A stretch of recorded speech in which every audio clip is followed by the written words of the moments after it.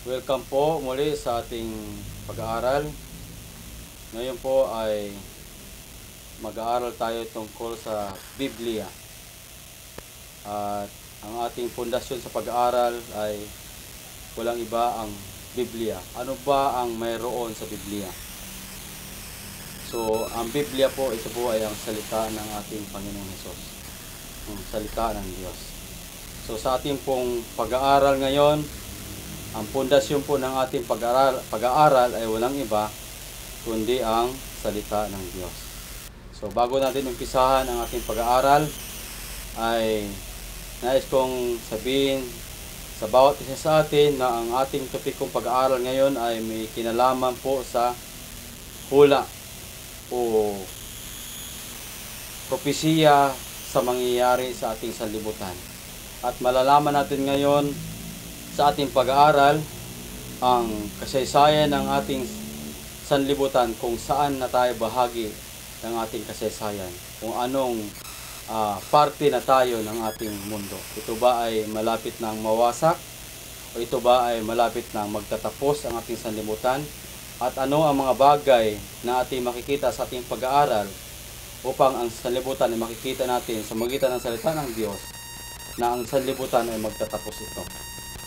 So, tulad na aking sinabi, ang ating paksa ay propesiya, hula ng banal na kasulatan na makikita natin kung ano na ang kalagayan ng ating sanlibutan. At malalaman natin ngayon sa ating pag-aaral kung hanggang saan na tayo sa ating panahon ngayon. Pero bago natin umpisa ng ating pag-aaral, nais kong hingin ang bawat isa sa atin na tayo po ay manalangin. Makapangyarihang Diyos at mahabaging ka, puspos ka ng kahabagan at mapagkaloob. Maraming salamat o Diyos sa panahon at pagkakataon na ipinagkakaloob mo na mapag-aralan, Panginoon, ang iyong mga salita. Narito kami, Panginoon, upang hingiin ang iyong pangunguna sa pag-aaral nito, sa kapangyarihan at panguna ng iyong banal na Espiritu, lalong higit, Panginoon, sa akin na magsasalita. Kasihan, Panginoon, ang iyong mga salita na ang makapakinig at na nakikinig ngayon ay magkaroon ng unawa sa mga salita mong ito, upang malaman namin, Panginoon, kung saan na kami sa kasaysayan ng sanlibutan, o ang sanlibutan ito ay mayroong katapusan. O dakilang Diyos, ipaliwanag mo sa amin ang katotohanan ngayon naming pag-aralan. Ito po ay aming hinihiling, dinadalangin sa pangalan ng Panginoong Hesukristo, na aming Panginoon at aming tagapagligtas. Amen. So ngayon po, dadako natin sa ating pag-aaral. Ano po ba ang paloob ng Biblia? So, ang Biblia po ay walang iba ang salita ng Diyos. Ano po ang tanong po ay, ano po ba ang pundasyon sa salita ng Diyos? Ano ang pundasyon sa salita ng Diyos? Ating basahin po ang aklat ng Juan 17:17. Ito po yung panalangin ng ating Panginoong Jesucristo tungkol sa mga alagad. Sabi niya, pakabanalin mo sila sa katotohanan, ang salita mo'y katotohanan. So, ang pundasyon sa salita ng Diyos ay walang iba kundi ay katotohanan. So, kung katotohanan ang salita ng Diyos, itong paksa ng ating pag-aralan ngayon ay isa sa mga katotohanan na dapat nating malaman sa ating buhay. Sapagkat ang ating sanlibutan ay hindi natin nalalaman kung ano ang maging kahinatnan nito. At sa ating pag-aaral ay malalaman natin kung hanggang saang parte ng kasaysayan ng mundo ang ating kalagayan. No? So, ayan po, kapatid. Sino po ba ang mayroong Biblia sa inyo? At ako po ay naniniwala na sa dami ng tao sa sanlibutan, maraming tao ang mayroong Biblia. Subalit, ito po ay nakakalungkot. Mayroong maraming Biblia, pero iilan lamang po ang nagbabasa nito. So, ngayon po sa ating pag-aaral, samahan niyo po ako sa ating pag-aaral. Pero bago ko po umpisahan ang binabanggit kong propesiyang pag-aaral, gusto ko munang ihayag sa inyong harapan ngayon ang mga misteryo ng banal na kasulatan na ating makikita. No? So, kung kayo po ay mayroong Biblia sa inyong tahanan o salita ng Diyos, kung bubuksan niyo po ang iyong Biblia, ang pinakahuling aklat ng Biblia na mababawasan niyo ay walang iba, ang aklat ng Apokalipsis o pahayag o Revelation. So, sa aklat ng Revelation, ito pong aklat na ito ay punong-puno po siya ng mga bagay na misteryo. Mga mysteries. Marami pong aklat ang Biblia, subalit ang aklat ng Apokalipsis ay marami pong misteryo na dapat pag-aralan natin. Magtatanong po ako, ano po ba ang pagkaunawa ninyo tungkol sa salitang misteryo? So, ang misteryo po ay, ito po yung isang bagay na kapanapanabik o dapat malaman. Halimbawa po, kapag ikaw ay nanood ng isang palabas na misteryo o ang pinapanood mong palabas ay mayroong palabas ng isang bahay na misteryo at may kababalaghan na binabanggit doon sa palabas. Ang isang bagay na pinapanood mo, hindi mo ito malalaman kung ano ang dahilan bakit naging misteryo ang isang bahay sa iyong pinapanood hanggat hindi mo matatapos ang iyong pinapanood. Hindi mo malaman kung bakit naging misteryo ang tahanang iyon. So, sa iyong papanood sa isang bagay na misteryo, kailangan mong tapusin ang iyong pinapanood upang malaman mo kung bakit naging misteryo ang tahanang iyon. So, sa ating pong pag-aaral, sa aklat ng Biblia, lalo't lalo na ang aklat ng Apokalipsis, pinakahuling aklat ng Biblia, ay marami pong misteryo. Nariyan po ang misteryong babae na nakasakay sa kakaibang halimaw. Ang halimaw na ito ay mayroong pong 7 ulo at 10 sungay. So, saan po ba sa aklat ng Biblia o Apokalipsis, saang chapter ng Apokalipsis mababasa ang babaeng misteryosong babae na nakasakay sa halimaw na ito? Ito po ay mababasa natin sa aklat po ng Apokalipsis. Ang kapitulo po ay 17. Diyan po nyo mababasa ang babaeng yan. So, ito po ay isang misteryo na dapat nating pag-aralan. Subalit sa panahon ngayon ay hindi pa natin mapag-aralan sa oras nito. Abangan nyo po ang mga topic nito. Ating pag-aralan itong babaeng nakasakay sa isang hayop na may 7 ulo at 10 sungay. Tulad ng akin pong sinabi, ngayon nakita nyo po ang isang misteryong ito. Kung hindi natin pag-aralan ito, sa sunod nating pag-aaral, manatiling misteryo sa inyong isipan. Hindi nyo malalaman kung anong kahulugan nito. Kaya po, patuloy natin pag-aralan. At ito po ang isang misteryo pa na matatagpuan sa Apokalipsis, Kabanata 12, na mayroon pong misteryosong babaeng buntis na nakatayo sa ibabaw ng buwan habang may dragon naman nag-aabang sa kanyang batang iluluwal na handa niyang inabangan niya na kapag nailuwal yung bata na binubuntis ng babae na nakatungtong sa ibabaw ng buwan ay kanyang lalamunin. Inaabangan niya ito. No? Ito po ay misteryosong bagay na dapat din natin pag-aralan sa aklat ng Apokalipsis. Isang babaeng nakatayo sa ibabaw ng buwan na buntis, malapit ng mga anak. At itong isang dragon ay inabangan niya ang batang isisilang at kanyang lalamunin. No? So, ito po ay ating pag-aralan. Abangan niyo po ang topic na yan, mga kaibigan, mga kapatid, upang hindi maging misteryo sa inyong kaisipan itong bagay na ito. No? Ito pang isang misteryosong mga anghel, 3 anghel na lumilipad sa himpapawid. At saan po naman natin ito matatagpuan?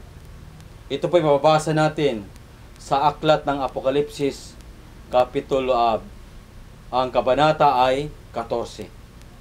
Ang versikulo ay 6, 7, at 8, 9 hanggang 11. Yan po natin mababasa yan. Pero hindi pa natin ngayon ito pag-aaralan. Sa sunod po natin pag-aaralan, may mga topic po akong ipiniprepare dyan. Kaya po abangan nyo po ang topic niyan, inaalok ko po kayo. Sapagkat kailangan po nating malaman sa ating buhay, lalo na sa ating panahon ngayon, kung ano ang mga bagay na ito na inihayag sa banal na kasulatan. Bakit tinawag siyang misteryo? No? So, isang bagay pa na laging pinag-uusapan ng mga tao sa sanlibutan. Ito po yung misteryosong tatak o siksiksik. Nang isang halimaw ay mayroong patatatak na siksiksik. Oh. Saan po ba natin mababasa ang itong chapter na ito? Ito po ay mababasa natin sa buong chapter ng Revelation 13. At ang tala tungkol sa versikulo na mayroong kinalaman sa tatak na siksiksik ay matatagpuan natin sa Revelation 13 verse 18. Kaya po, ito po ang binabanggit. At nakita ko ang isang halimaw na umahon sa dagat na may 10 sungay at 7 ulo. At sa kanyang mga sungay ay may 10 diadema. At sa kanyang mga ulo ay may pangalan ng kalapastanganan. So, yan po mga kapatid. Kailangan dito ang karunungan at ang pangunawa ay bilangin ang bilang ng halimaw sapagkat ito'y bilang ng isang tao. So, kailangan natin bilangin ito. At ang bilang nito ay bilang ng isang tao. At ang bilang nito ay 666. So, yan po ang dapat nating malaman sa ating buhay.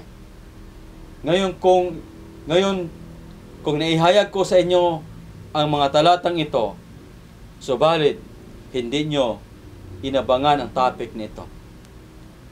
At hindi nyo inalam ang misteryosong ito, siksiksik. Ang misteryosong ito manatili sa inyong kaisipan.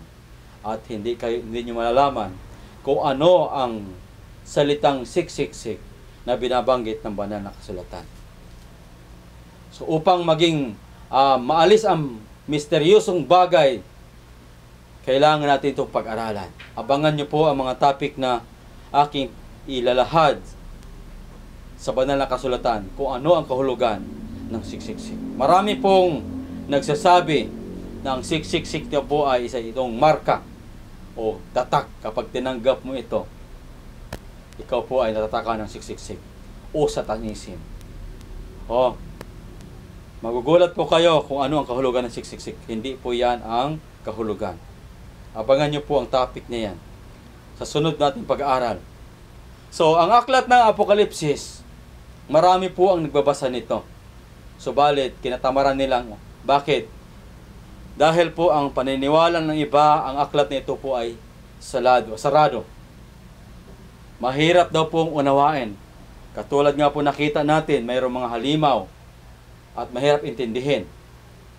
Subalit, ang aklat ng Apokalipsis, ito pong aklat na ito ay puno po ito ng mga simbolo na dapat natin pag-aralan. Ngayon, ang tanong po ba, totoo ba na ang aklat ng Apokalipsis ay saradong aklat at mahirap itong maintindihan? gusto kong sabihin sa inyo mga kaibigan, mga kapatid na nakikinig ngayon, ang aklat pong ito ay hindi po ito sarado.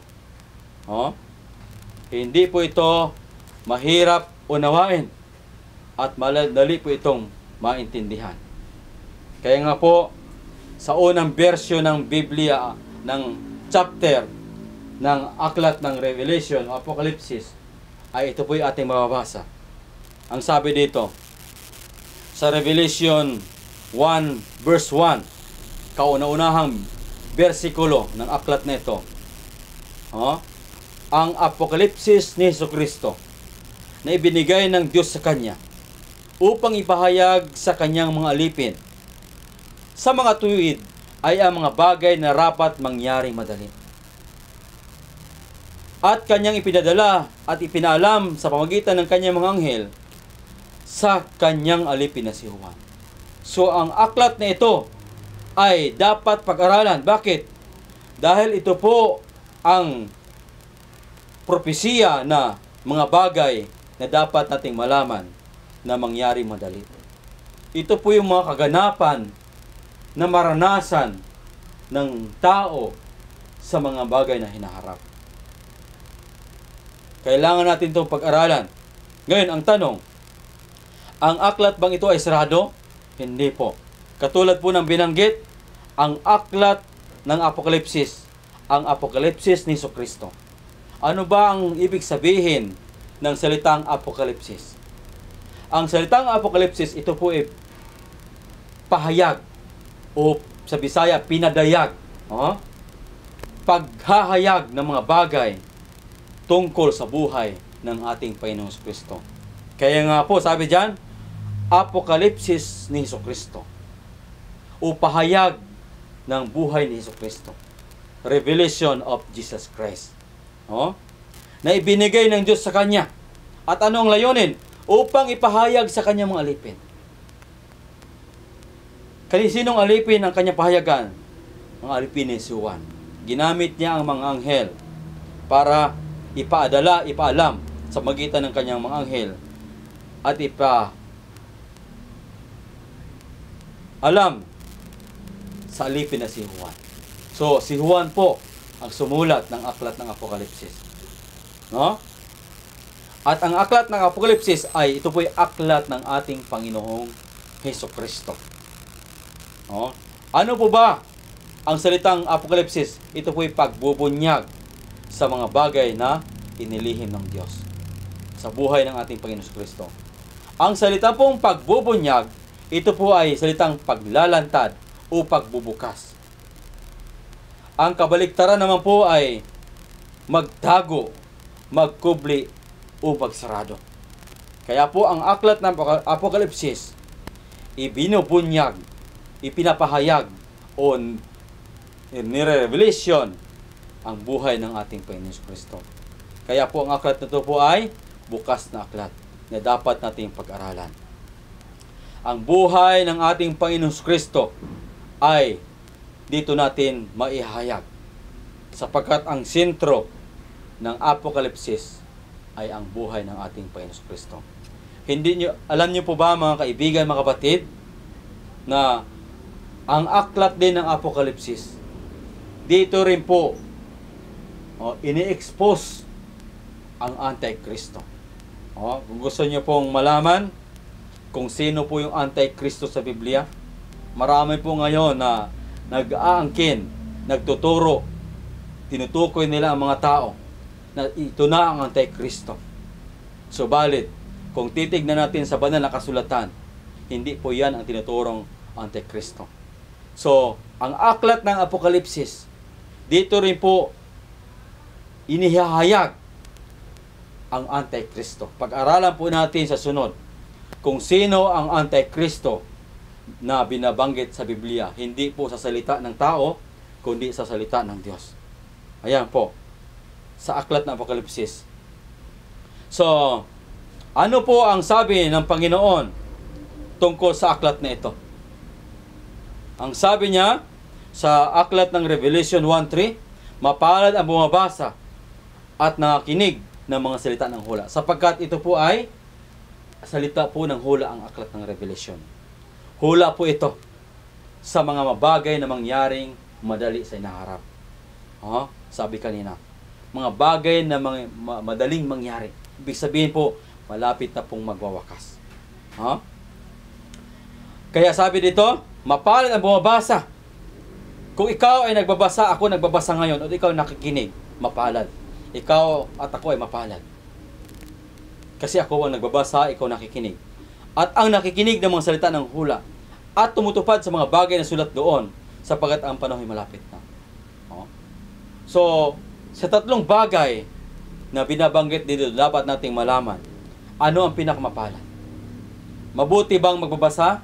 Yes, mabuti pong magbabasa. Mabuti rin po pong makinig? Mabuti makinig. So, ano ang saysay ng pagbabasa o pakikinig kung walang pagtupad? Di ba walang saysay? Ang pinakamadabis kung ikaw ay nagbabasa o nakikinig ngayon, subalit iyong tinupad ito'y higit na mapalad. Subalit kung ikaw ay nagbabasa o nakikinig, so walang pagtupad, walang saysay ang iyong binabasa o iyong pinapakinggan. Kaya ang aklat nito hinihingi sa atin na dapat nating tuparin ang mga bagay na susulat dito. Bakit? Sapagkat ang panahon ay malapit na. Totoo mga kaibigan, mga kapatid, ikaw na nakikinig ngayon sa aking harapan, napakalapit na po ang panahon. Maikli na po ang ating sanlibutan. Kaya po, ang ating pag-aaral ngayon ay malalaman natin kung gaano nakaikli ang ating sanlibutan. Maraming nagsasabi diyan na ang sanlibutan ay hindi mawawasak at hindi masisira. Ang tao lang daw po ang mauubos, subalit ang sanlibutan hindi masisira. Abangan niyo po ang topic ko yan. Mayroon po akong topic diyan tungkol sa pagkawasak ng sanlibutan. Yan, no? Ang panahon ay malapit na. Kaya, kung tayo po ay nakikinig, nagbabasa ngayon, napakahalaga pong ating pong ganapin ito. Pakinggan at paniwalaan. No? Ayan po ang aklat ng Revelation. Ngayon, paano ba natin maunawaan o intindihin ang mga simbolo sa aklat na ito o Apokalipsis? Paano natin unawain ito? Ako po ba ang magpapaliwanag nito? So, ayan.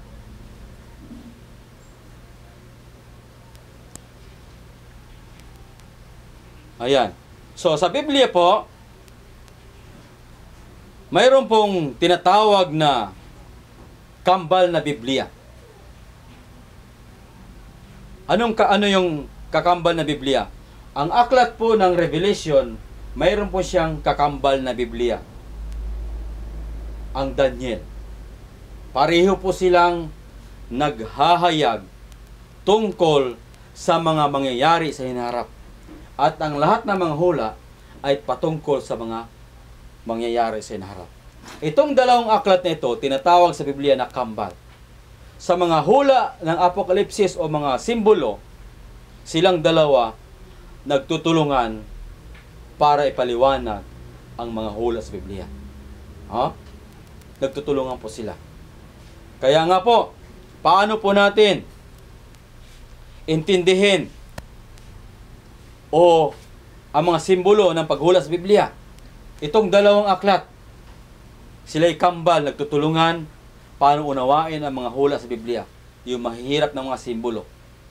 Kaya po, ang tanong po ay, paano ba natin may paliwanag o intindihin ang mga simbolo at paghula ng Biblia? Gusto kong sabihin sa inyo mga kaibigan, ang pag-intindi sa mga hula sa Biblia ay mayroon pong dalawang prinsipyo na dapat nating malaman. Hindi po magagaling sa inyong lingkod ang pagpapaliwanag nito, kundi sa Biblia po, may dalawang prinsipyo para intindihin ang paghula sa Biblia o mga simbolo. Una, ano ang bagay para natin unang bagay na dapat nating maintindihan? Ang prinsipyo, unang prinsipyo, ang Biblia ang magpaliwanag sa kanyang sarili. Kung ang Diyos ang nagbigay ng mga simbolo sa Biblia, ang Diyos din ang magbibigay ng kahulugan nito para maintindihan ang Biblia. Kaya po, ang Biblia ang magpaliwanag sa kanyang sarili. Ating mapatatagpuan ang talatang iyan dito sa 2 Pedro 1:20. Ang Biblia lamang po ang magpaliwanag sa kanyang sarili. Kaya po marami pong naliligaw dahil po sa pagbabasa nila sa aklat na ito, ini-interpret po nila sa sarili nilang pagkaunawa. Kaya po hindi po ganon, mga kaibigan, mga kapatid, para maintindihan natin ang prinsipyo sa pag-intindi ng hula, ang Biblia lamang po ang paliwanag sa kanyang sarili. Pangalawang prinsipyo, para maintindihan natin, magkumpara ng Eskriptura sa Eskriptura. Katulad po ng aking binanggit kanina, ang Daniel at ang Revelation, silang dalawa ay nagtutulungan paano intindihin ang mga hula sa Biblia. Kaya itong dalawang aklat, nagtutulungan sila sa mga simbolo o mga hula sa mga Biblia. Kaya ang dalawang prinsipyo, magkumpara ng Eskriptura sa Eskriptura para maintindihan ang mga hula sa Biblia. Ito po'y mabasa natin sa Isaiah 28, 9 verse 10. Kaya nga po ang sinasabi diyan, kung nagbabanggit ang Biblia ng kautusan, lahat ng kautusan ay pagsamasamahin mo. Sa Biblia po, mayroon pong kautusan, seremonyalo at moralo. Pagsamasamahin mo ang kautusan para munawaan. Pag binagbanggit ang Biblia ng tungkol ng sikang kaming ikalawang pagdating ni Kristo, pagsamasamahin para munawaan. Kasi po ang Biblia po ay hindi pwedeng magkasalungat. Nagkakaisa po sila. Kaya dalawang prinsipyo para intindihin ang mga hula o mga simbolo sa Biblia. Ang Biblia lamang magpaliwanag sa kanyang sarili. Hindi po magagaling sa atin ang pagpaliwanag, kundi Biblia. Pangalawa, magkumpara ng Eskriptura sa Eskriptura. Ipahambing ang mga aklat ng Biblia katulad ng Daniel at ang Revelation, pagsamasamahin, ihambing sila. At ang Daniel at ibang mga aklat katulad ng Revelation at ang Zacarias o Isaias, pagsamasamahin, i-compare ang mga talata para maintindihan. Katulad po ng puzzle. Hindi mo maarin sa isang bagay hanggat hindi mo matugma ang mga bagay. Katulad po ng puzzle. Yan po ang pag-aaral ng Biblia. So, yan po ang prinsipyo. Kaya itong Daniel at saka Revelation, sila po ay nagtutulungan paano intindihin ang mga simbolo sa Biblia. Abangan nyo po sa ating pag-aaral. Ating pag-aralan yung mga simbolo diyan, mga hula. Ang Daniel 7, Daniel 8, lalo-lalo yung Daniel 9, Daniel 11, Daniel 12. Yan po yung mga simbolo. Maunawaan po natin yan sapagkat silang dalawa. Ang Revelation 13, 14, 15, yan po, maunawaan natin yan. Hanggang 20, hanggang 22. Buong aklat ng Revelation. So, ngayon po mga kapatid, dadako na po tayo doon sa pinangakong aral kanina, ang propesiya na saklaw ang kasaysayan ng ating sanlibutan. Malalaman natin sa hulang ito kung ano na, saan na tayo ang hangganan ng ating sanlibutan. Kung gaano na tayo kalapit sa katapusan ng sanlibutan. Gusto kong tanungin ka, ikaw po ba ay nakarinig na tungkol sa aral, tungkol sa pagdating ng ating Panginoon Kristo o sikang kami? Siguro ikaw na nakikinig ngayon ay nabalitaan mo na ng tungkol sa pagdating ng Panginoon Kristo. Oo, totoo po yan. Ang pagdating ng ating Panginoon Kristo ay tiyak na malapit na.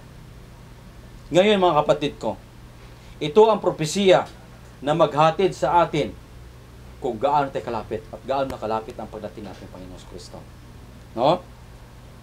So, ang ating paksa na ating pag-aaralan ay nakasintro po tayo sa aklat ng Daniel. Ito po yung hula na saklaw ang kasaysayan ng sanlibutan hanggang sa katapusan nito. At ang anong chapter ng Daniel ang ating pag-aaralan? Walang iba, itong buong chapter ng Daniel to. Kung ikaw ay may banal na kasulatan sa iyong tahanan, o ikaw na nakikinig ngayon sa aking harapan, makikita mo ang aklat ng Daniel to, ay diyan natin pag-aaralan ang buong chapter nito. Ito po ay naghatid sa atin para malaman natin kung saan na tayo sa kasaysayan ng ating sanlibutan. Kung gaano tayo kalapit sa pagdating ng ating Panginoon. Ikaw ba ay naniniwala na si Kristo ay muling babalik? Malalaman natin sa paksang ito. So, ang aklat ng Daniel to, mayroon pong tinatawag dito na The Ancient King's Dreams. Ang matandang hari sa kanyang panaginip. Panaginip ng matandang hari. At saan ito? Lugar na ito. Ito po ay ang lugar ng Babylonia noong unang panahon. Ikaw po ba ay nakarinig ng Babylonia?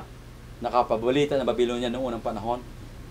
Ito po yon, ang Babylonia noong unang panahon. At ang hari dito ay walang iba, si King Nebuchadnezzar. Siya po yung hari ng Babylonia noong unang panahon. Ito po yung kaharian ng Babylonia noong unang panahon. Ayan. Yan po ang hari, tinatawag na pinakamakapangyarihang kaharian noong unang panahon. Ang Babylonia ang naghahari sa buong mundo noong kapanahonan. At ang naghari dito ay walang iba, si King Nebuchadnezzar.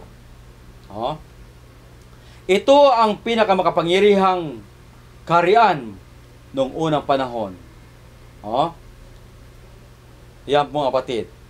So, dahil ang haring ito ay mananagumpay sa lahat ng kaharian sa libutan, napasuko niya ang lahat ng kaharian sa libutan.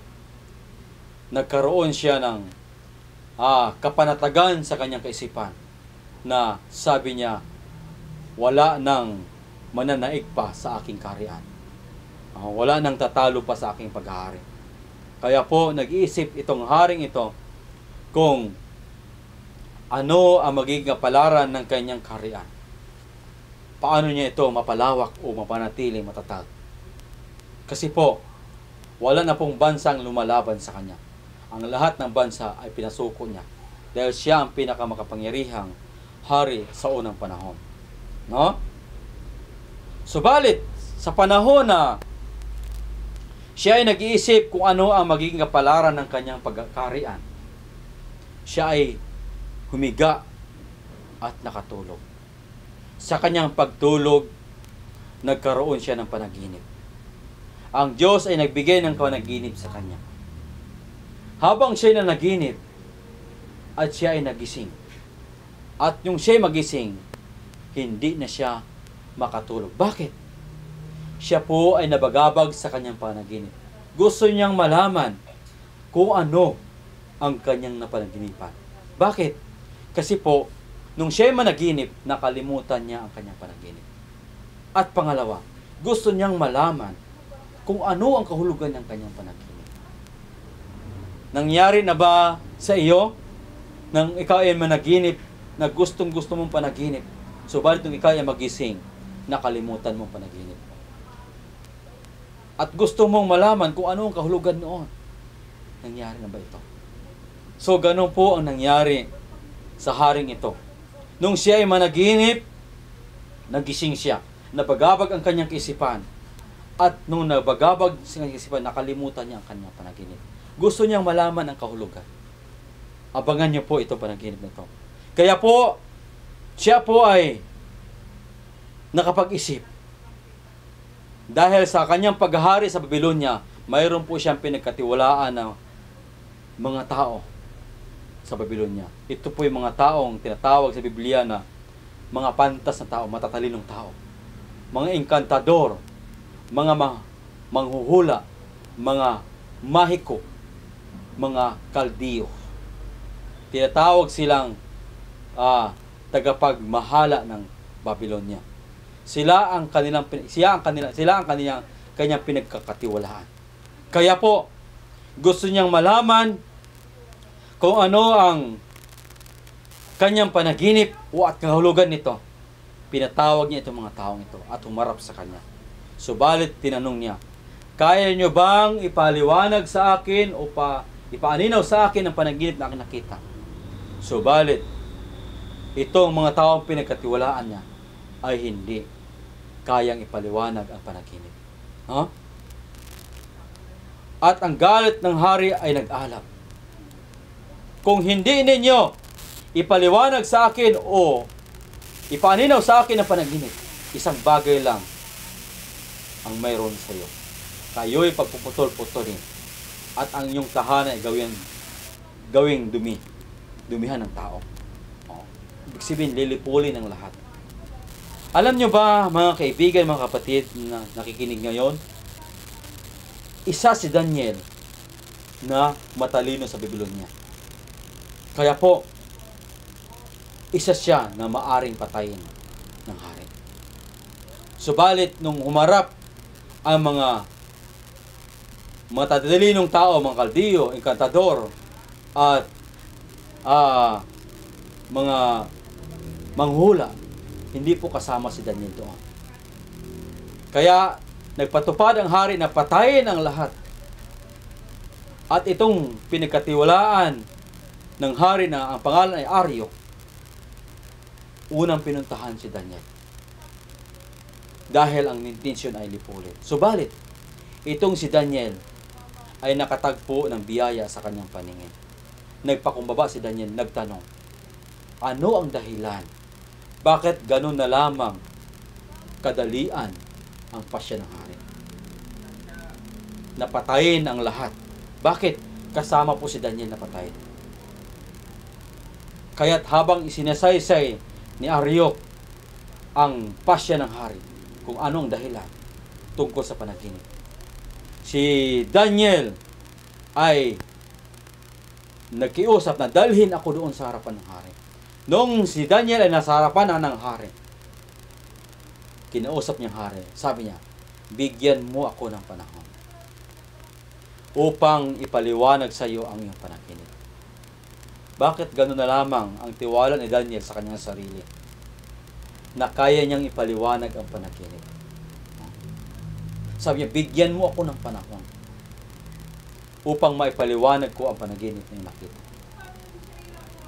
Gano'n na lamang tiwala ni Daniel sa Panginoon. Alam ni Daniel na ang Diyos ay magbibigay sa kanya ng kahulugan mo. Gano'n. Ang pagtitiwala sa Diyos ay dapat nating unahin sa ating buhay.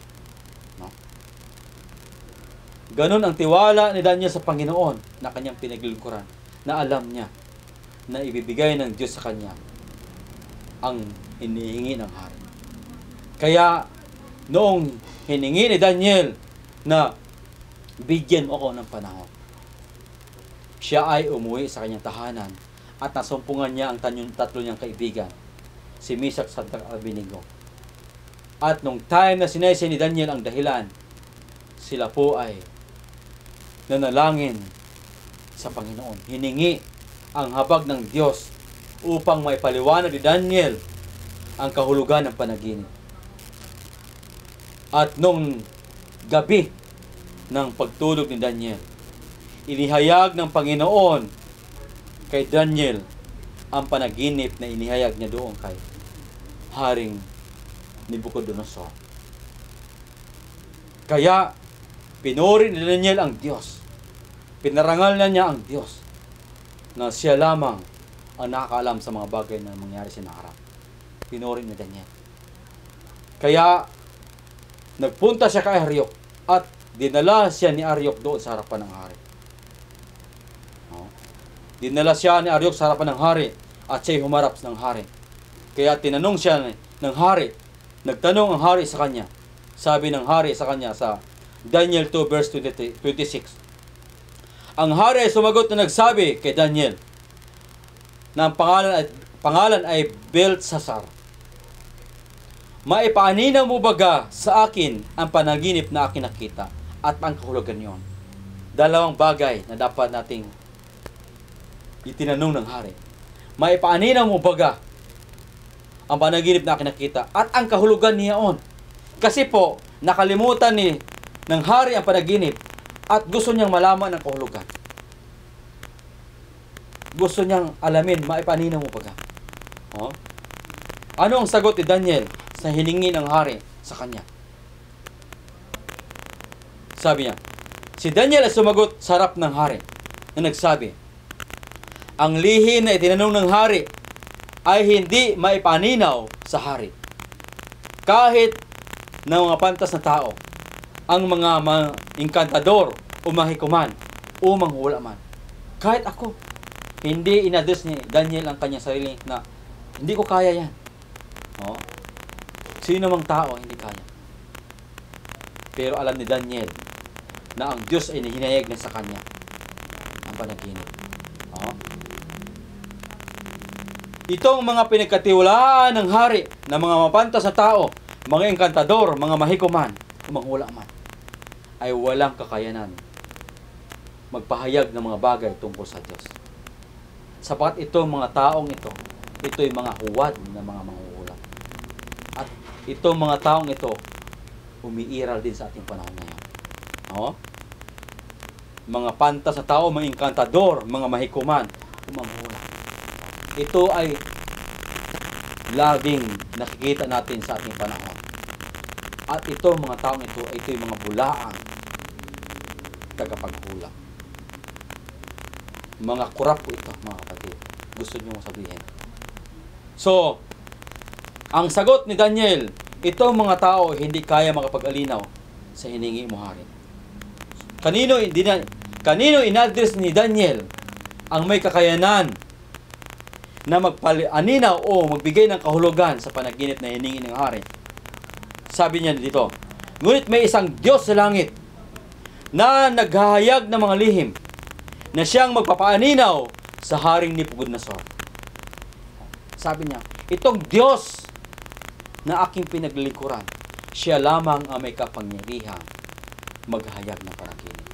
Bagaman inihayag na ng Panginoon sa kay Daniel ang kahulugan, subalit tinataas ni Daniel ang pangalan ng Diyos.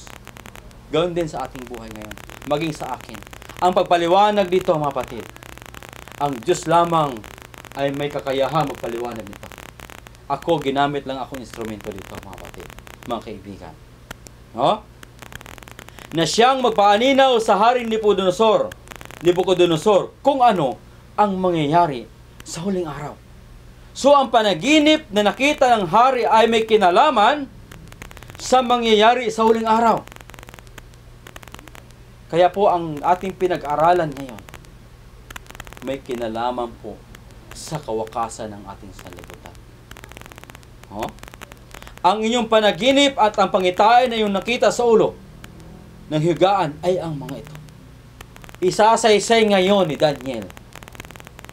Ipaaninaw ngayon ni Daniel sa hari kung ano ang kanya na panaginipan. Oh? Ipaaninaw ngayon ng hari. Ano kaya ang maging reaksyon ng hari? Bakit kayang ipaaninaw ni Daniel ang panaginip? Sapagkat inihayag na ng Panginoon sa kanyang panaginip sa gabi. Huh? Kaya sabi ito, ang pangitain na yung sa iyong ulo, sa iyong higaan ay ang mga ito. Abangan nyo po, isasaysay po ng Daniel ang panaginip. No? Gusto kong sabihin sa inyo, mga kaibigan, mga kapatid, na may isang Diyos lamang sa langit na dapat nating paglingkuran, na dapat nating susundin sa ating buhay. Siya po ang naghayag ng mga bagay na lihim na inihayag sa banal na kasulatan. Siya rin po ang magbibigay ng kahulugan nito. Oh. Kung ang Diyos ni Daniel ay nasa langit, na siya ng pinaglilingkuran, dapat din ang ating paglilingkuran ang Diyos nasa langit na pinaglilingkuran ni Daniel.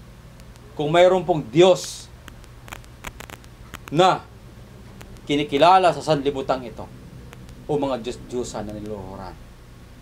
Dapat mong malaman, kaibigan, ang Diyos na dapat mong paglingkuran ay ang Diyos na sa langit.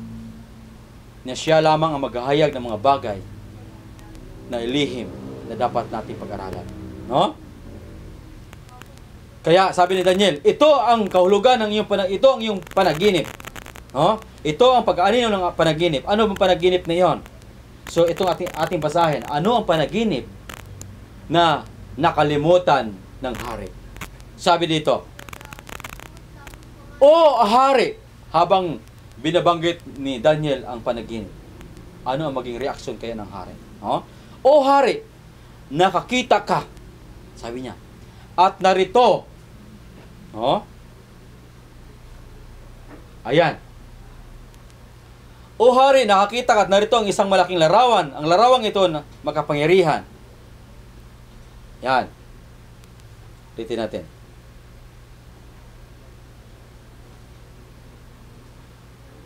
O hari, nakakita ka at narito isang malaking larawan. Ang larawang ito makapangyarihan at ang kanyang kakinangan ay mainam, ay tumayo sa harap mo.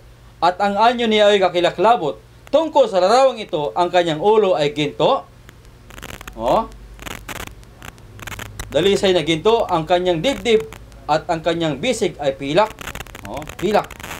At ang kanyang tiyan at ang kanyang hita ay tanso, ang kanyang binti ay bakal, ang kanyang paa ay isang bahagi ng bakal, ang isang bahagi ay putik na luto. Iyong tinitignan hanggang sa may natibag na bato. Hindi na mga kamay. Ayan. Hindi naman kamay na tumama sa larawan sa kanyang paang bakal na putik na luto. At mga yaoy binasag na magkagayon ang bakal, ang putik na luto, ang tanso, ang pilak at ang ginto ay nagkaputol-putol na magkakasama at naging parang dayami sa giikan sa tag-araw at tinangay ng hangin na walang dakong kasumpungan sa mga yaon. At ang bato na tumama sa larawan ay naging malaking bundok at pinuno ang buong lupa.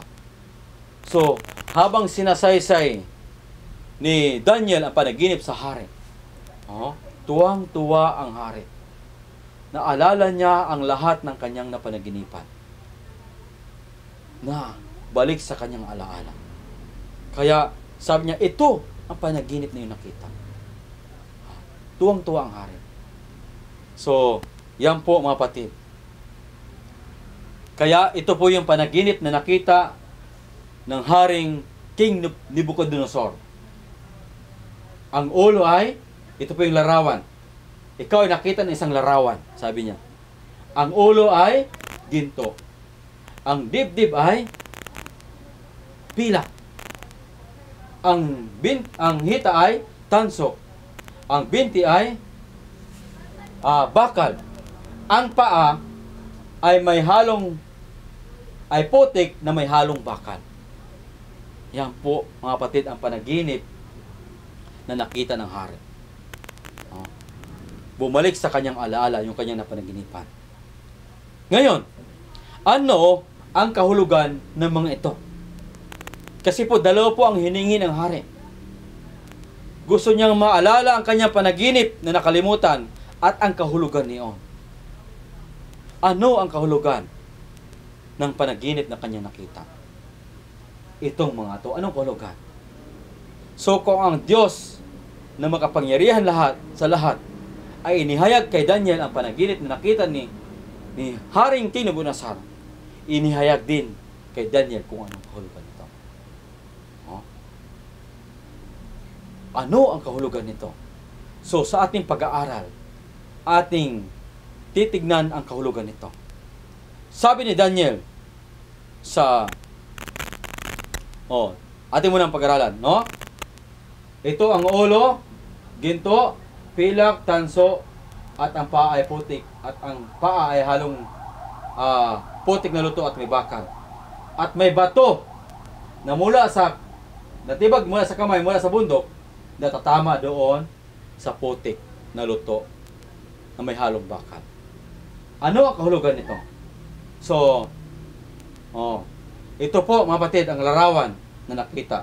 May bato na tatama doon sa baba. Doon tatama sa may paa. Abangan po natin anong kahulugan. So, ating isisahin ang mga kahulugan. Sabi ni Daniel sa hari, ikaw ang ulong na ginto. Alam mo ba nung narinig ng hari na siya ang ulong ginto, tuwang-tuwa itong hari. Ang kahulugan pala ng ginto ay ang kumakatawan ay ang haring King Nebuchadnezzar. So, ang ulong ginto ay kumakatawan po ito sa kaharian ng Babylonia. At ang naghahari dito ay walang iba, si King Nebuchadnezzar. Siya po ay naghahari noong 605. Subalit, nagwakas ang kanyang kaharian noong 539 BC. Ito po yung kasaysayan ng kaharian ng Babylonia. Kailan nag-umpisa maghari ang Babylonia? 605 BC. Subalit, nagwakas ang kanyang paghari noong 539 BC. Naghahari po siya sa loob ng 66 years. Yan. Iyan po ang kasaysayan. Alam niyo ba ang Babylonia noon? Itong Babylonia ay halos ang ang kagamitan dito ay puro ginto. Mayaman sila sa ginto. Maging ang templo ay halos puro ginto. Mayroon silang higit 200 templong dekorasyon na puro ginto. Yan po mga kapatid. Halos ang kanilang kagamitan ay puro ginto. Yan. Itong Babylonia, bakit ipinagmamayabang ni King Nebuchadnezzar na dakilang kaharian? Sapagkat ang Babylonia ay mayroon po siyang Great Wall o malaking pader. Katulad po ng Great Wall ng China. Subalit mas malaki sapagkat ang Great Wall ng Babylonia ay napakataas at napakalapad. Ang lapad nito ay kayang pagtabi-tabihin ang 5 sasakyan o 6 sasakyan na magsalubong. Ganun siya kalapad. At ang taas ay napakataas. Hindi kayang sakupin ng mga kaaway. Hindi kayang pabagsakin. Kaya nga po, ang paghahari ng hari dito ay panatag siya sa kanyang pamumuhay. Sapagkat hindi kayang lusobin ng kaaway ang kanyang kaharian. Ganun na lamang katatag ang kanyang kaharian. Kaya nga po sa kanyang sulat na natagpuan noong panahon ng mga nagsisiyasat, mga arkeologo, nasumpungan nila ang isang sulat sa lugar na Babylonia na sa kanyang sulat ay sinabi niya, may it last forever. Maaring manatili magpakailaman ang kaharian ito. Hindi mawawasak. Subalit mga kapatid ko, nagwakas po ang kanyang kasaysayan noong 539. No? Sabi niya, may it last forever, ang aking kaharian ay hindi magwawakas.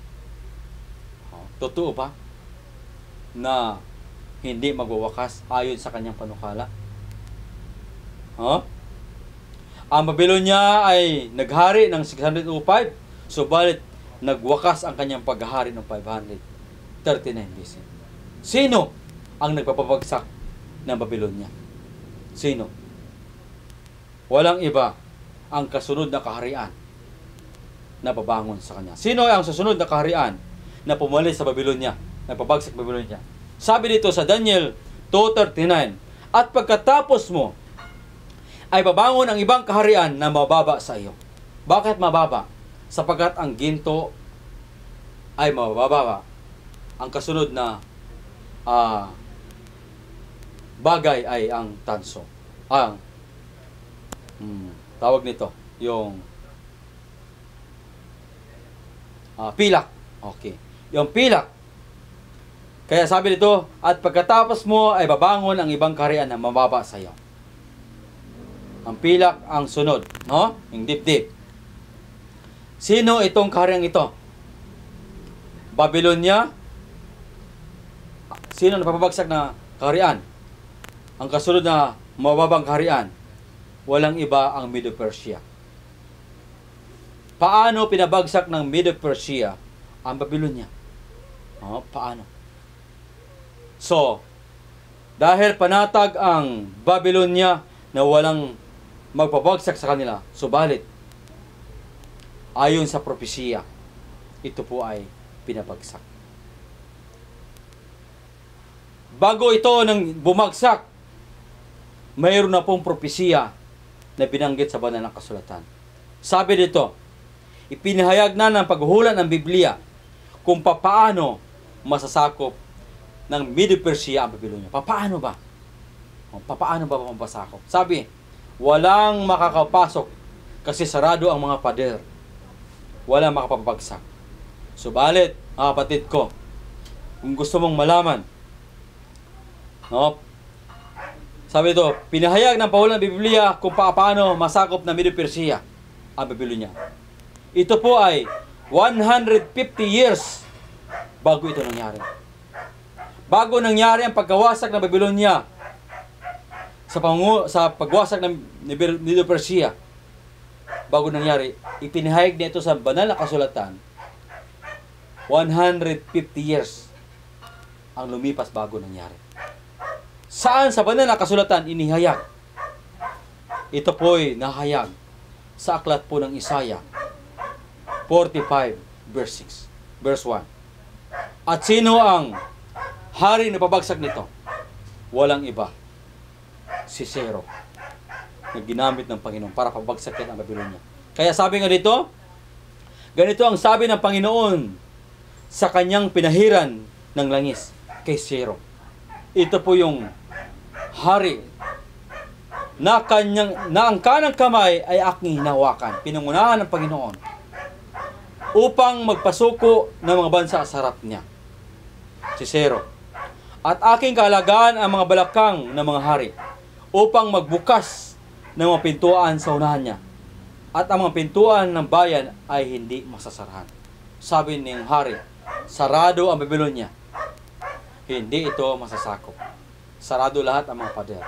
Walang sino man makapasok. Subalit, sa hula ng Biblia, 150 years bago nangyari, sabi niya, ang mga pintuan ng bayan ay hindi masasarahan o bubuksan. Paano nabuksan? Paano napasok ng kaaway? Paano napasok ni Zero ang Babylonia at napabagsak ito? Paano? Sa Babylonia po, mayroon pong malaking ilog Euphrates na dumadaloy sa gitna ng Babylonia. Samantalang ang mga tao sa Babylonia, mga sundalo sa Babylonia, panatag silang na walang makakasakop sa kanila. Nagkaroon po sila ng isang kasiyahan. Nagsaya sila. Subalit, ang mga sundalo ni Zero ay nakapalibot sa Babylonia. Sabi ng mga hari sa Babylonia at ng mga tao, kahit ilang taon tayo paligiran ng mga sundalong ito, hindi tayo mawawasak. Sapagkat ang Babylonia ay sagana sa pagkain. Mayaman sila.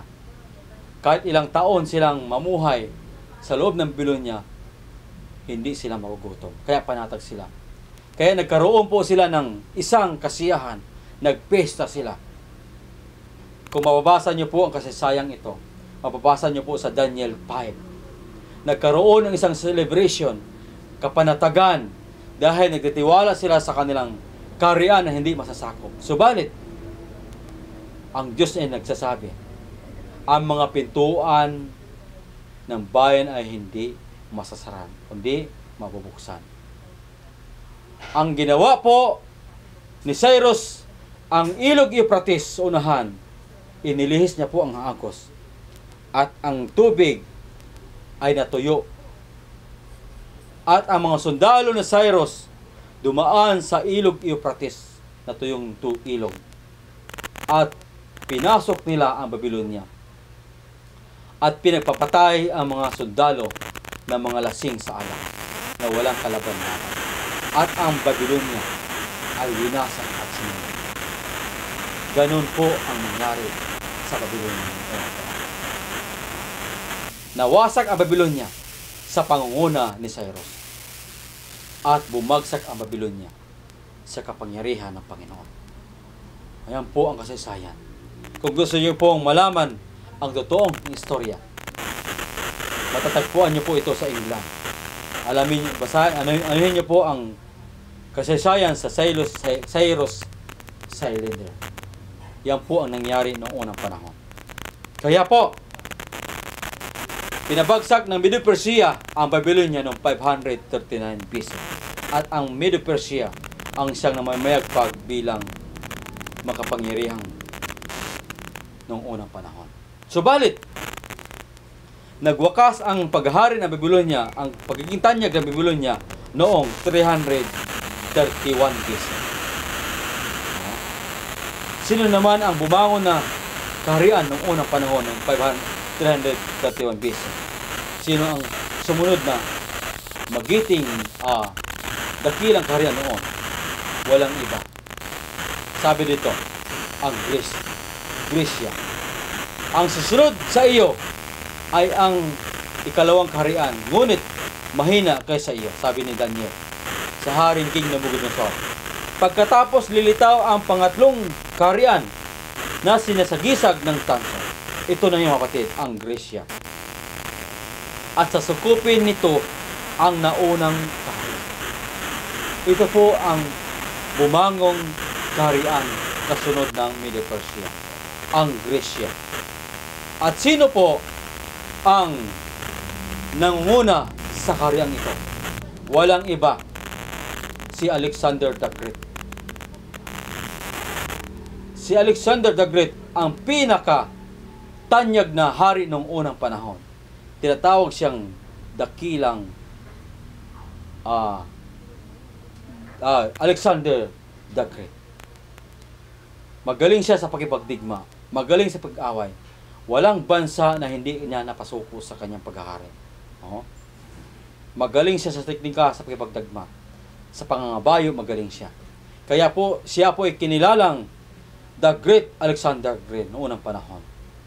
Kaya nga po sa kanyang manunulat, sabi niya dito sa kasaysayan, Historical Library and Arian Books,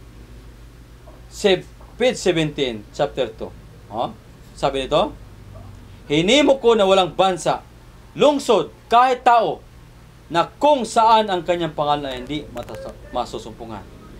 Ibig sabihin po mga kapatid, sa history, noong unang panahon, kilalang kilala ang kabantugan o kadakilaan ni Alexander the Great.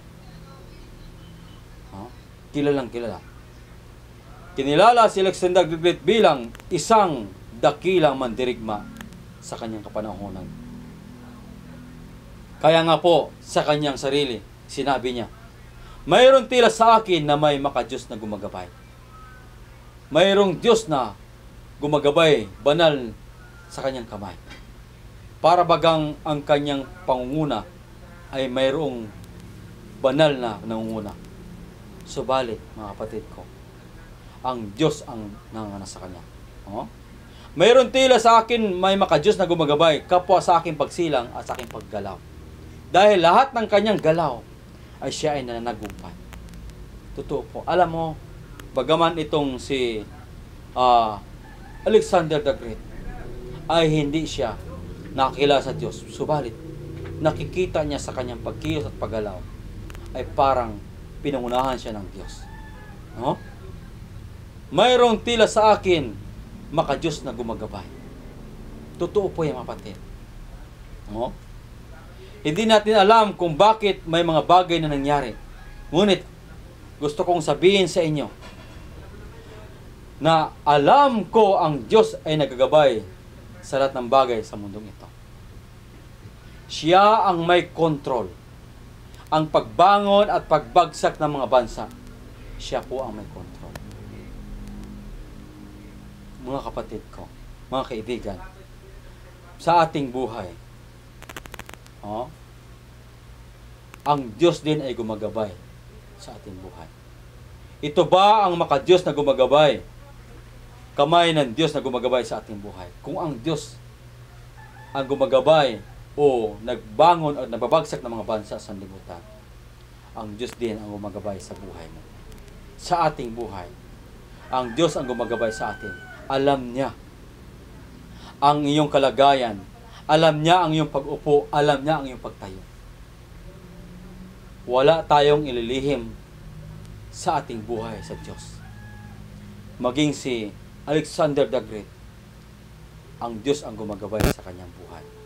Maging sa ating buhay. Bawat yugto ng kasaysayan ng ating sanlibutan, alam ng Diyos. Ang Diyos ang nagkokontrol. Kaya nga po, si Alexander Great, siya ay kinilala bilang bantog sa kanyang kapanahonan. Sa panahon nang siya naghari sa Medo Persia. Pinabagsak niya ang Medo Persia. Alam niyo ba ang Medo Persia ay ang kanilang mga kagamitan ay puro pilak? Gawin din po ang Gresya. Ang kanila po mga sandata ay mga tinatawag na tanso.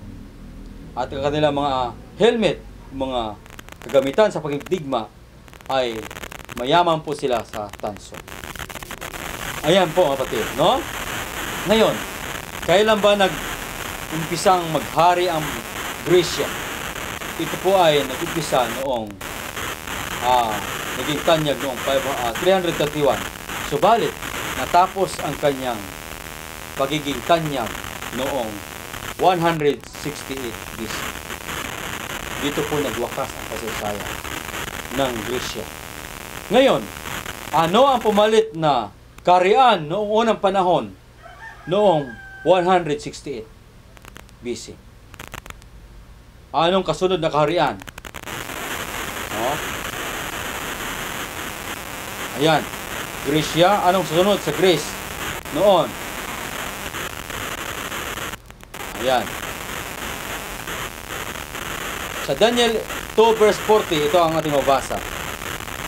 Sabi dito, ang ikaapat na kaharian ay magiging matibay na parang bakal. Tandaan natin ha. Ginto, pilak, tanso, at binti. Dito tayo sa binti. Ang binti po ay ikaapat na kaharian. At ang binti ay matibay na parang bakal. Palibasay, ang bakal ay nakakadudurog at nakapagpasuko ng lahat ng bagay. Kung paanong dinidikdik ng bakal ang lahat ng ito, siya ay magkakaputol-putol at madidikdik. So sa lahat ng bagay na may kinalaman sa mga kayamanan, katulad ng ginto, pilak, tanso, bakal, sino ang pinakamatibay sa kanila? Ang bakal. Kaya nga po, sabi dito, palibasa ang bakal ay nakapagdudurog at nakapagsusuko ng lahat ng bagay. Kung paanong dinidikdik ng bakal ang lahat ng ito, siya ay makapagputol-putol at madidikdik. So, ganun po katibay ang bakal. So, anong kaharian ang kumakatawan sa bakal? Walang iba ang Roma. Dito po nagsimula ang pagiging kaharian ng Roma. Nag-umpisa ito noong 168 BC. Subalit, naging katapusan niya ay 476 AD. So, ating alamin, ano ang nangyari noong 476 AD? So, ito po yung haba ng kanyang paghari. Mula 168 BC hanggang 476 AD. Bakit AD? Sapagkat ang pagbilang ng ating panahon noon ay pababa at pataas. Before Christ at resurrection of Jesus Christ. Mula sa pababa, 1, 2, 3, mula sa 4, 0, 4, 3, 2, 1, at 1, 2, 3, Ganun po ang pagpila. Kaya, before Christ at pagkabuhay na magmuli ang ating Panginoon Kristo. No? So, ang nag-establish ang kaharian ng Roma noong 168 BC. Sa panahon na si Kristo ay dumating sa sanlibutan para tubusin ang kasalanan ng sangkatauhan, ikaw at ako, para bayaran at ang tao ay magkaroon ng kaligtasan. Nung siya ay ipinagkanulo at nilitis sa panahon para sa ipako, sino ang naghari noon? Walang iba ang Roma. Maging ang emperador ng Roma ay walang iba, si Poncio Pilato. No? Ang mga kawal na nagpapahirap sa kanya ay walang iba, ang mga kawal ng mga Romano. Kaya nga po, ang inaasahan ng mga Israel noon, mapalaya sila sa pamatok ng mga Romano, sapagkat sila ay alipin ng Romano. No?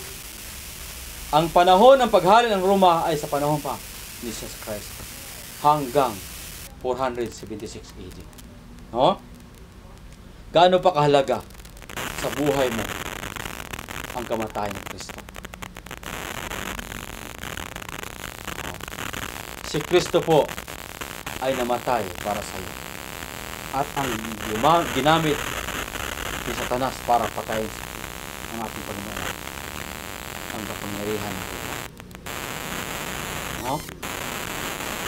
Sabi ng John 3:16, gayon na lamang ang pag-ibig ng Diyos sa libutan, kaya't ibinigay niya ang kanyang buktong na anak, upang ang sinumang sumampalataya sa kanya ay hindi mapahamak, kundi magkaroon ng buhay na hanggan.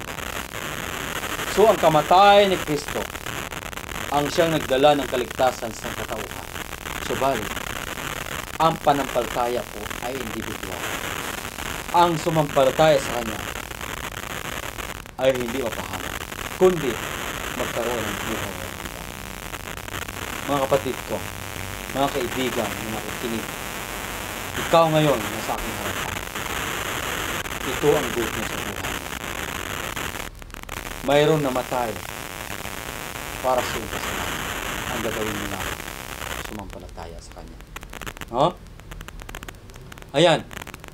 So, sa ating pag-aaral sa propesiya, sa aklat ng Daniel to, ang pinakasentro ng ating paksa ng kasaysayan ay walang iba, si Jesus Christ. Si Jesus Christ ang siyang sentro ng ating propesiya at paksa. No? Ating balikan ang pakipagpaliwanag ni Daniel sa hari. Sa Daniel 2 verse 41, sabi dito, at yamang inyong nakita na ang paa. Oh, nakita natin mga kapatid, no? Una, ginto, pilak, tanso, binti, paa na tayo, no? Sa paa na tayo. At yamang inyong nakita na ang mga paa at mga daliri, ang isang bahagi ay putik na luto, ang isang bahagi putik na luto, at ang nang magpapalayok, at ang isang bahagi ay bakal, ay magiging kahariang hati. Tandaan natin ha, ito po ay kahariang hati. Hating kaharian, hating kaharian. Ngunit magkakaroon niyaon ng kalakasan ang bakal. So mas malakas pa rin ang bakal. Yamang iyong nakita ng bakal ay nahalo sa putik na luto. So, ang paa ay kumakatawan sa kahariang hati. Bakit? Sapagkat ang paa natin ay mayroon pong 10 daliri. Ayan po, hati, no? Ayan po. Ano ba ang nangyari noong 476 AD? Ito po yung pagkahati ng Roma. Oh. Divided Europe. Na-divided po ang Europe. Oh. Sa bandang clay. Kaya po ang paa natin ay mayroon pong 10 daliri. Divided Europe. Kailan ito nangyari? Noong 476 AD. At ito po yung mga bansa noong unang panahon na nahati.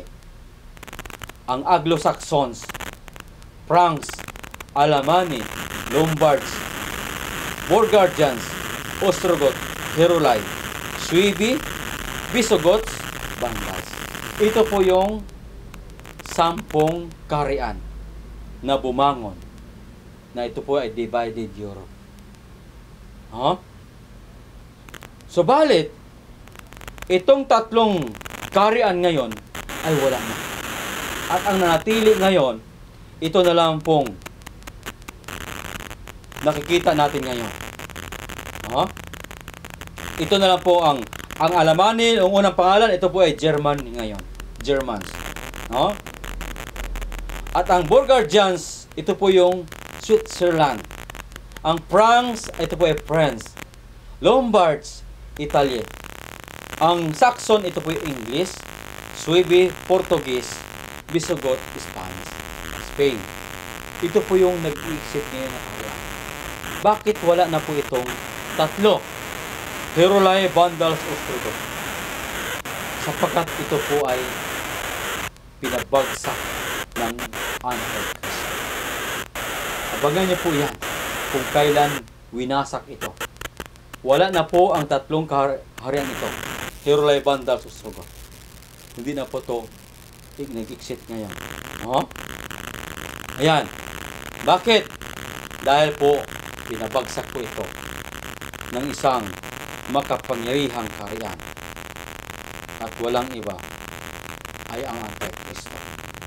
Kaya nga po, abangan nyo po yan sa ating pag-aaral. Akin pong ibubunyag sa inyo kung sino po itong Antikristo na nagpabagsak, na inalis itong 3 kaharian na wala na ngayon. Sapagkat noong 476 AD, nagkaroon po ng divided Europe. Subalit, wala na ngayon. Okay? So, yan po mga batid. Kaya nga po sabi dito, at yamang iyong nakita na ang bakal ay nahalo ang putik na luto, sila ay nagkakahalo ng lahi ng tao. So, ito po ay mga tao, naghahalong mga tao, na divided po ang Europa. Ngayon, kumusta po ang Europa? Ang Europa ngayon ay narito sa ating harapan. Subalit, ang Europa ay nanatiling na divided Europe. Alam nyo ba mga kaibigan, mga kapatid, na mayroon pong panukala ang mga prinsipe ng mga hari nito na gusto nilang pagkaisahin o pagkaisahin muli ang Europa na isang bansa.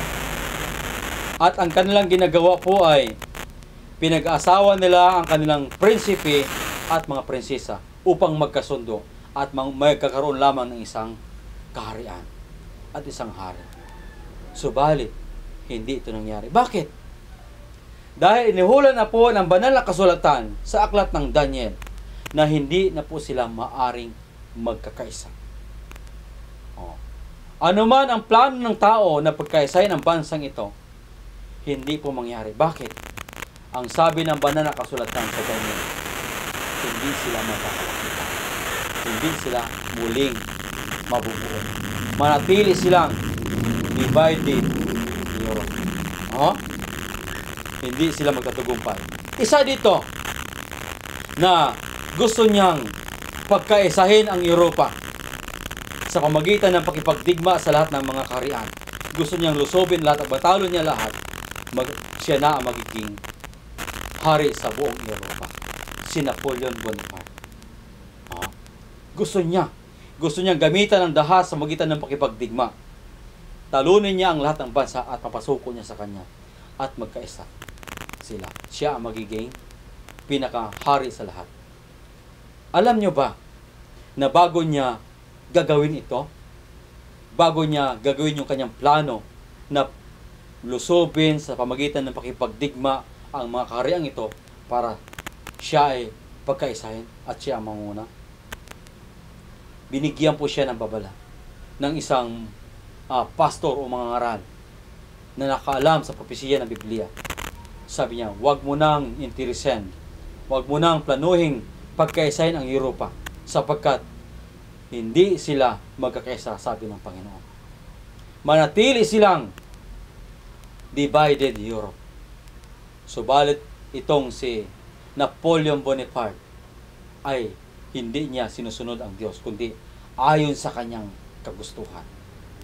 At nagkaroon po ng digmaan na tinatawag itong Battle of the Waterloo sa tabi ng ilog. Noong sila po ay mag-umpisa na magdigmaan, subalit biglang may bumuhos na malakas na ulan. At nung bumuhos ang ulan, hindi sila makagalaw, nagkaroon ng putik ang digmaan. At yung mga sundalo ni Napoleon Bonaparte, ang kanilang mga kagamitan ay nabaon sa putik. At sila po ay natalo. Hindi siya nagtagumpay. Natalo sila sa digmaan sa Battle of the Waterloo. Subalit, bakit umulan? Sino ang may kapangyarihan magpaulan para hindi managumpay? Hindi managumpay ang panukala ni Napoleon Bonaparte. Ang Diyos po, mga kapatid. Dahil sinabi ng Diyos sa banal na kasulatan sa aklat ng Daniel na hindi sila magkakaisa. They shall not cleave. Kaya nga po, pagkatapos po ng digmaan, itong si Napoleon Bonaparte, ipinahayag niya sa kanyang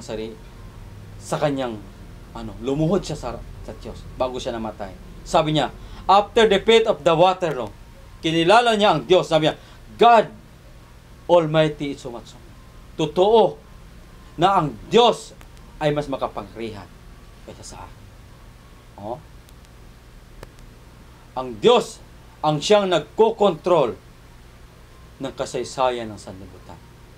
Sabi niya, hindi mababago ang kanyang pasya. Ayan. Kaya po, hindi nagtagumpay si Napoleon.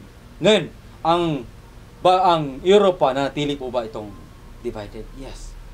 Sino pa ang sumubok dito na pagkaisa ng sanlibutan? Alam mo ba, ito si Hitler.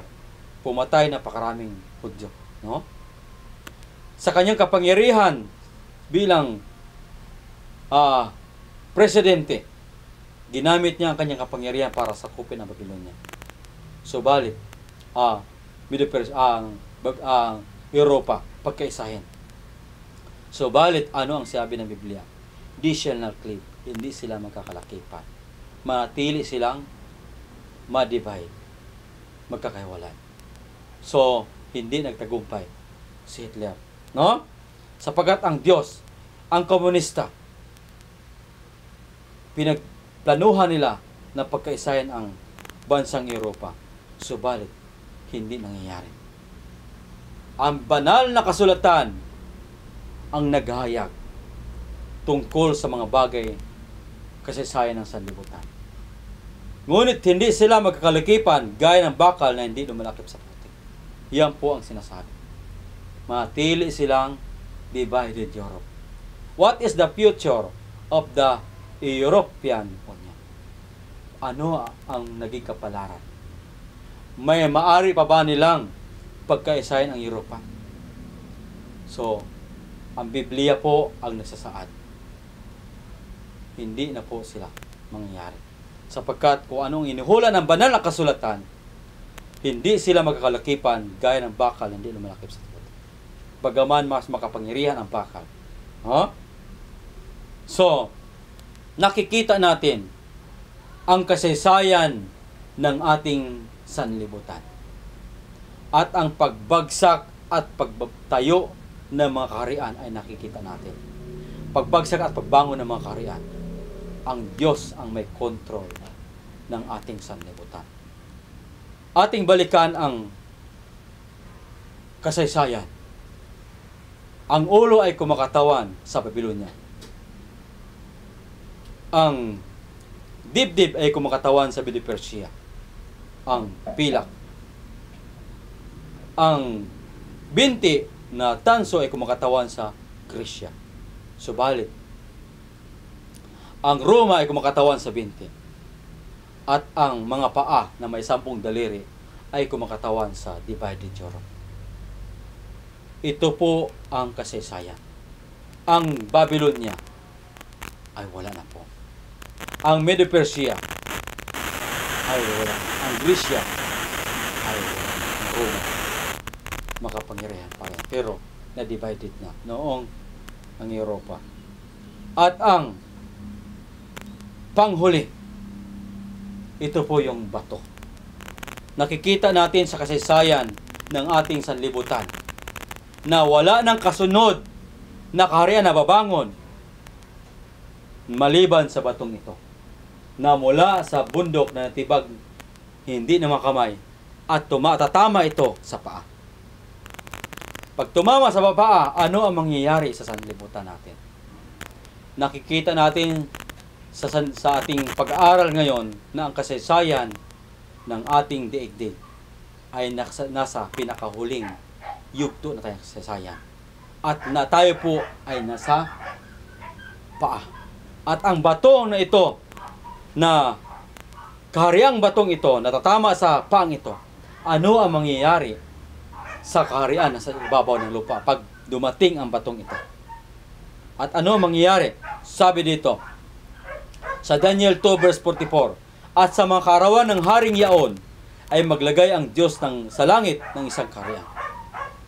At hindi magigiba kailanman.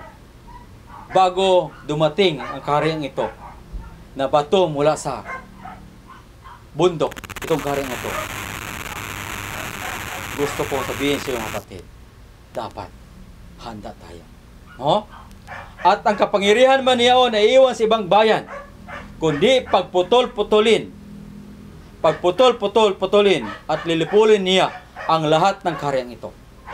Lahat ng kaharian na maratnan, pagputol-putulin, at yaon lalagi magpakailaman. Itong kaharian na itong kahariang batong ito, natatama sa paa, ito po'y mamalagi magpakailanman. At ano ang mangyayari kapag tumama sa paa? Pagputol-putulin at lilipulin niya ang lahat ng kaharian. Yan po ang katotohanan sa banal na kasulatan. At yan po ang kasaysayan na atin nakikita ngayon.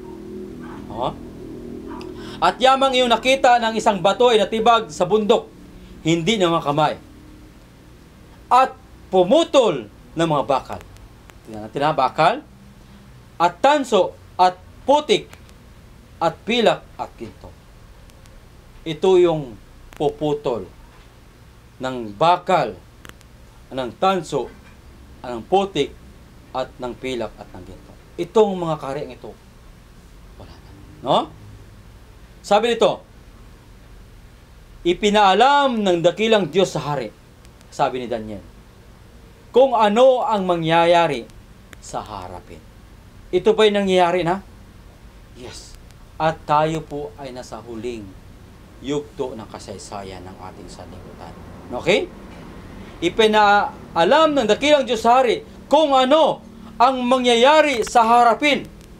At ang panaginip ay tunay at ang pagkaanino niyon ay tapat. Gusto kong sabihin sa iyo mga kapatid, mga kaibigan, tiyak ang hula ng banal na kasulatan.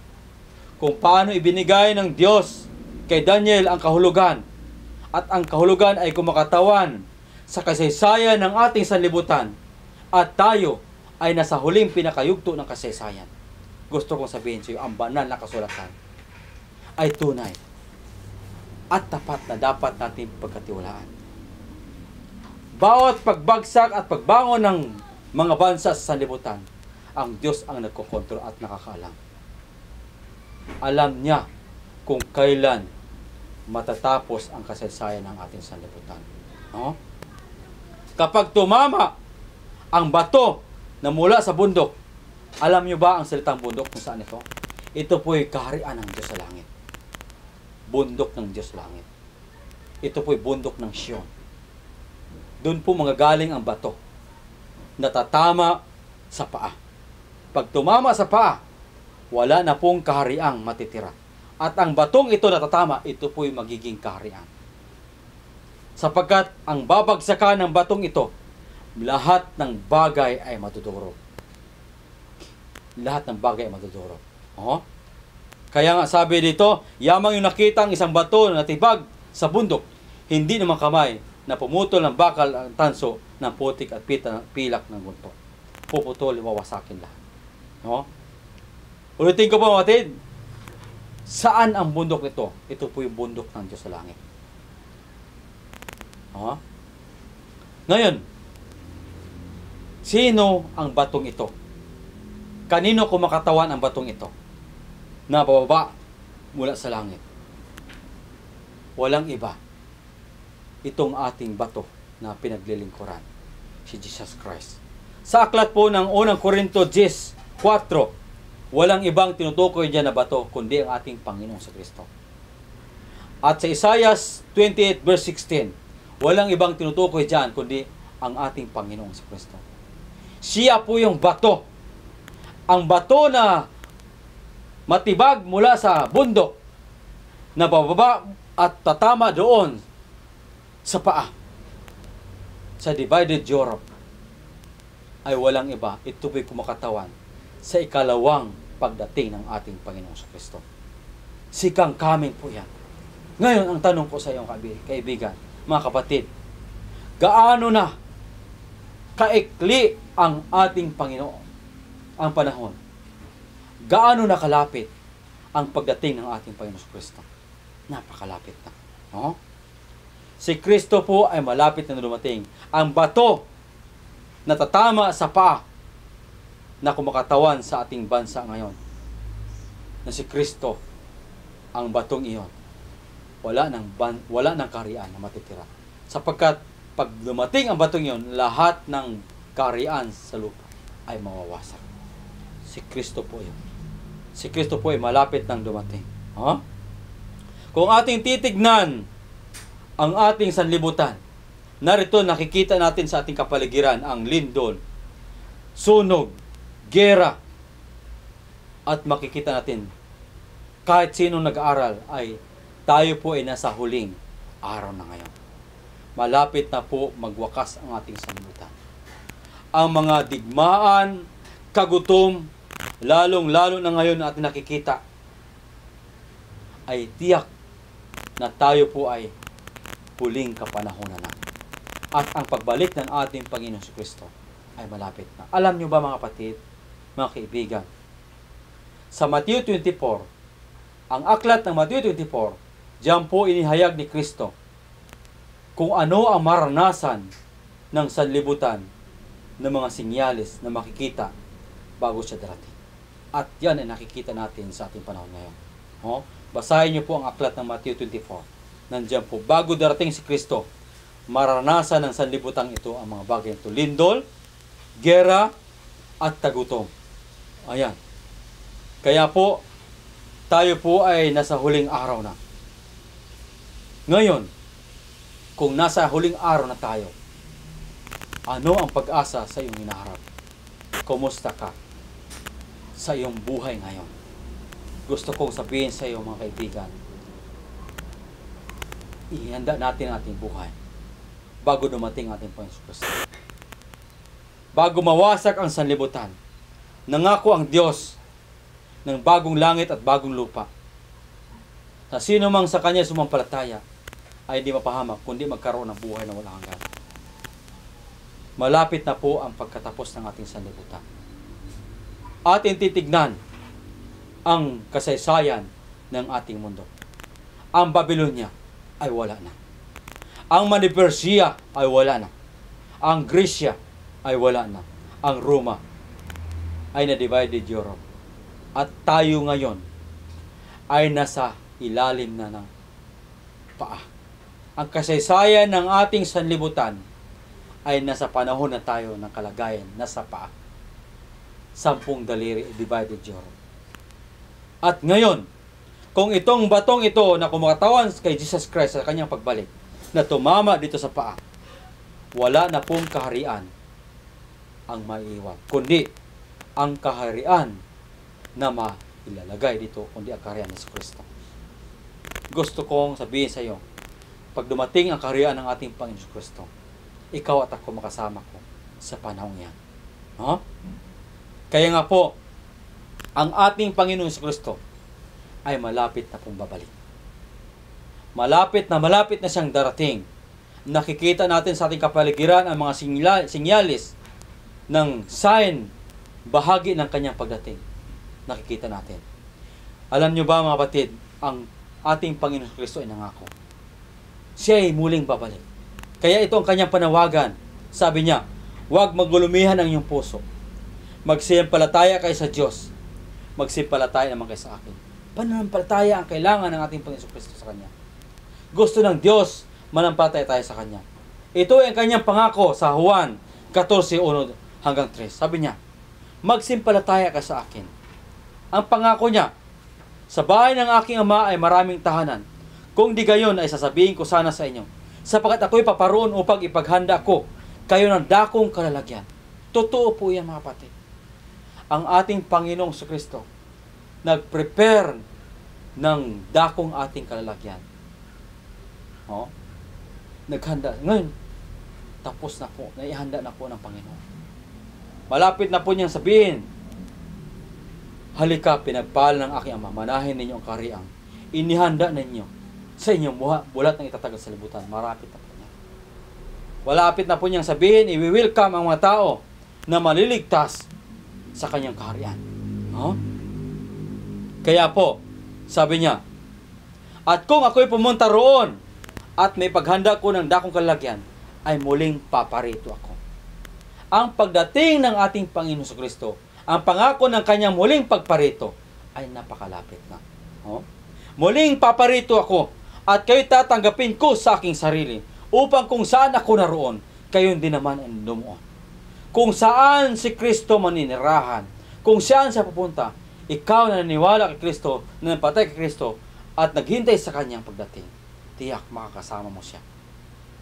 Isa ako mga kapatid, na naghintay sa kanyang pagdating. Kaya nga po, ang salitang Seven Adventist ay naghintay sa kanyang pagdating. Ang pagdating ng Panginoon ay malapit na. Ang bawat kasaysayan ay natutupad. Gusto ng Panginoon, paghandaan natin ang kanyang pagdating. Ito po yung larawan ng kanyang napakalapit ng pagdating. Kaya nga po, sabi dito, sa Revelation 11:15, ang paghahari sa sanlibutan ay ililipat na sa ating Panginoong Kristo at kanyang Misaya. Malapit na po ito. Malapit na po ang Panginoon maghahari. Bago mailipat ito, bago siya darating, dapat tayo maging handa. Ang paghari sa sanlibutan ay ilipat na sa ating Panginoon at sa kanyang Misaya. At maghahari siya magpakailanman. Sa paghari ng ating Panginoon si Kristo magpakailanman, ikaw at ako, gusto niyang makasama. Mga kapatid ko, ang kasaysayan ng ating daigdig ay nakikita natin sa propesiya. At ito po ay malapit na magwakas. Nasa huling yugto ng kasaysayan na po tayo. At ang kalagayan ng ating daigdig, nasa kalagayan natin sa paa. Nasa kalagayan natin sa paa. At pagkatapos ng paa, wala na pong susunod na kaharian. At ang kaharian na susunod ay ang kaharian ng ating Panginoong Kristo. Ikaw at ako, bago dumating ang kaharian ni Kristo, ihanda natin ang ating sarili sa kanyang pagdating. Maraming salamat sa iyong pakikinig at panahon na ibinigay upang pakinggan ang mensahe nito. Sa ating pagtatapos, tayo po ay manalangin. O makapangyarihang Diyos na nakakaalam ng kasaysayan ng sanlibutan, ikaw na may kontrol ng buong sanlibutan. Alam mo, Panginoon, ang mga pangyayari, maging aming buhay, ay ikaw nakakaalam. O Diyos, kami, Panginoon, ay nagpapasalamat sa katotohanan ito na aming nalaman kung saan na kami, Panginoon, sa panahon ng kasaysayan ng sanlibutan. O Diyos, salamat po na nalaman namin ito. Dakilang Diyos, aking pong inilapit, Panginoon, ang mga kapatid kong ito na nakikinig. Tulungan mo po kami, Panginoon, na ang aming buhay ay maihanda sa iyong napakalapit na pagdating. Tulungan mo kami, Panginoon, na ang mga mensaheng ito na aming napakinggan ay aming maisabuhay. At kami, Panginoon, ay magpasakop sa iyo At kami, Panginoon, ay maghahanda sa iyong mga lapit na pagdating. Salamat, Panginoon, sa katotohanan ito namin napakinggan. Sa pangalan ni Jesus namin tagapagligtas. Amen.